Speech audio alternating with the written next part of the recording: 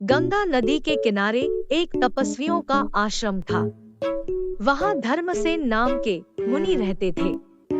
मुनिवर एक नदी के किनारे जल लेकर आचमन कर रहे थे कि पानी से भरी हथेली में ऊपर से एक चूहिया गिर गई। उस चूहिया को आकाश में बाज लिए जा रहा था। उसके पंजे से छूटकर वह नीचे गिर गई।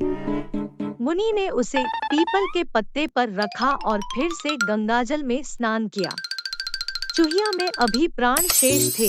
उसे मुनि ने अपने प्रताप से कन्या का रूप दे दिया और अपने आश्रम में ले आए।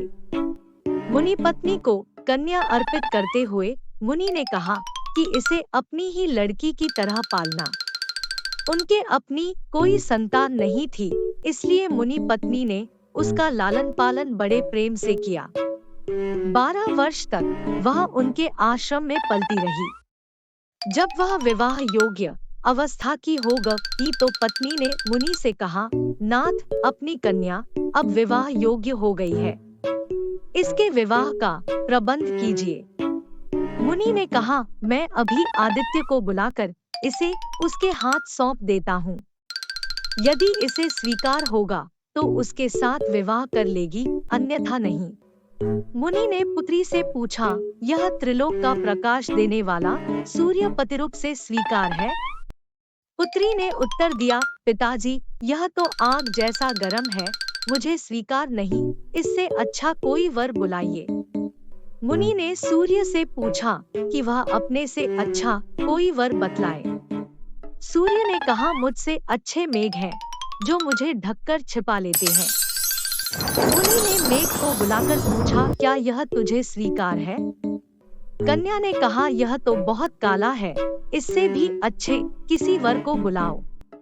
मुनि ने मेघ से भी पूछा कि उससे अच्छा कौन है? मेघ ने कहा, हमसे अच्छी वायु है, जो हमें उड़ाकर दिशा दिशाओं में ले जाती है। मुनि ने वायु को बुलाया और कन्या से स्वीकृति पूछी। कन्या ने कहा, तात, यह तो बड़ी चंचल है, इससे भी किसी अच्छे वर को बुलाओ।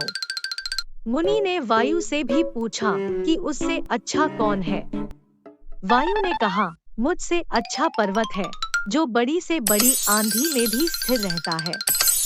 मुनि ने पर्वत को बुलाया। कन्या ने कहा, तात, यह तो बड़ा कठोर और गंभीर है, इससे अधिक अच्छा कोई वर बुलाओ। मुनि ने पर्वत से कहा कि वह अपने से अच्छा कोई वर सुझाए। तब पर्वत ने कहा, मुझसे अच्छा चूहा है, जो मुझे तोड़कर अपना बिल बना लेता है। मुनि ने तब मूषकराज को बुलाया और कन्या से कहा, पुत्री, यह मूषकराज तुझे स्वीकार हो तो इससे विवाह कर ले। मुनि कन्या ने मूषकराज को बड़े ध्यान से देखा। उसके साथ उसे अपनापन अनुभव हो रहा था। प्रथम दृष्टि में ही वह उस पर मुग्ध हो गई और बोली, मुझे मूषिका बनाकर मूषकराज के हाथ सौंप दीजिए। मुनि ने चूहे के साथ उसका विवाह कर दिया।